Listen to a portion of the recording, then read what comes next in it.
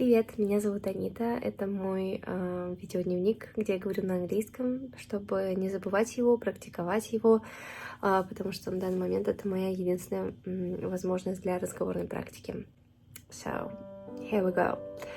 Today's topic is quite personal. Dear Diary, I'd like to talk about being a mom, more specifically about being a stay-at-home mom.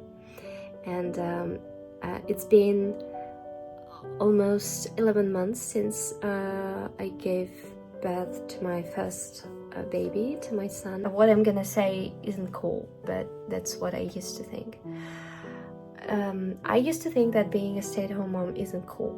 I kept working the whole time. Just the first week after giving birth, my colleagues just were so sweet and supportive, and they just gave me this week to manage what to do next with my life. And then I kept working up until the moment when my son was like 6 months old. That was the moment when I realized that I'm not managing, that I feel exhausted, oppressed, and at a really low point. I would cry in the evenings because I was in this circle of constant guilt. I would feel guilty when I was working because I wasn't with my son, or wasn't fully with my son, you know what I mean? I was distracted by my phone all the time because I had to keep responding to text messages and voice messages, and I had to keep up with what was going on at work. I would feel guilty when I was with my son because I knew that I had plenty of things to do on the phone, and that I didn't let anyone down, but I wasn't as productive and as effective as I wish to be. So you see, there is no escape from this feeling of like you're not doing enough. No matter how much you try, you do your best, you never do good enough, well enough, sorry. And that was killing me. You know, the most popular piece of advice people gave me before I became a mom, they said that you should sleep, you must sleep when your baby is sleeping. You just sleep with the baby whenever you can. Just take this cat nap, several cat naps during the day with your little one. And I couldn't do that because when my son was asleep, I had to work. And sometimes when I chose to sleep with him, I would have to work just after my work hours. I would finish at midnight. That was just a nightmare. Even though it was my dream job, I really loved it. I put so much effort into getting this job, and it had been my dream for a long time, and then I just had to quit it because I realized I wasn't coping. The team was also great, such lovely girls, and they were so supportive. I can't tell how much I appreciated it. Funny thing is, I wasn't even sad, and since then I realized that being stay-at-home mom is hard work, but I wouldn't want it any other way. Maybe it's just not for everyone. The way I think of it is being a mom is already a full-time job. If you have another job, that would make you work at 2 jobs at once.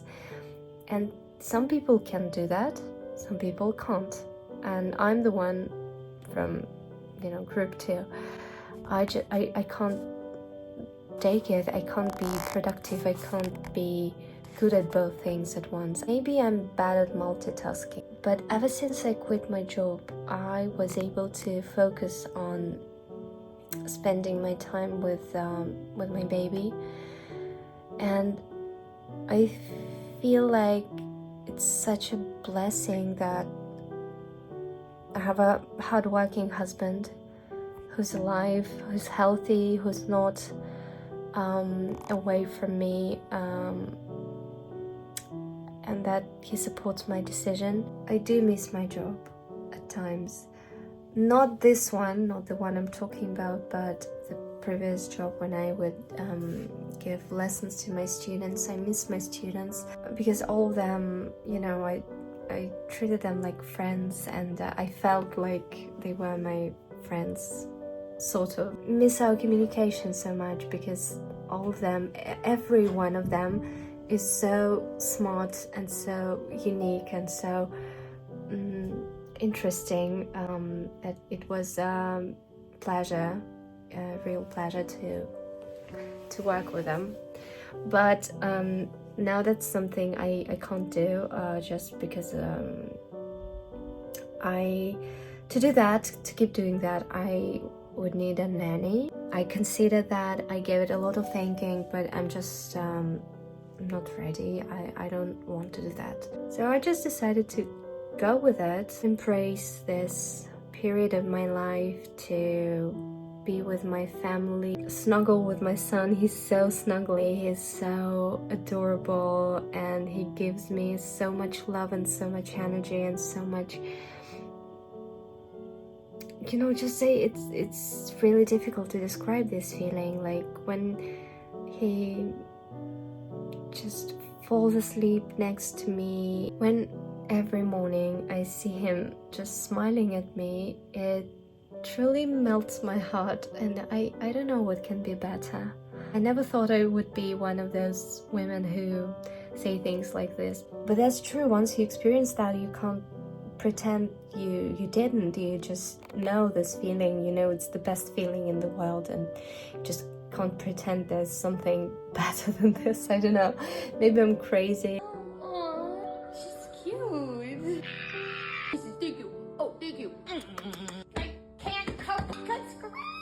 Don't mind if I do. You're so cute. You're so cute. You're so cute. You're so good. Speaking of the downsides of motherhood and of being a stay-at-home mom, is that it can get really lonely at times. I sometimes have to force myself to reach out to other people, and you know, it's nice to have someone in my corner, but I feel lonely.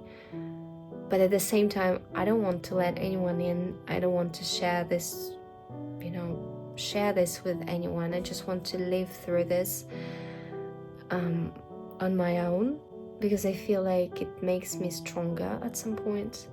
I just don't feel the need to verbalize my struggles. So it can get lonely. It can be tedious because you do the same stuff every day. But I managed to find beauty in it. Yes, there are days when I feel down. There are other days when I feel extremely happy, like today. I was so overwhelmed with love.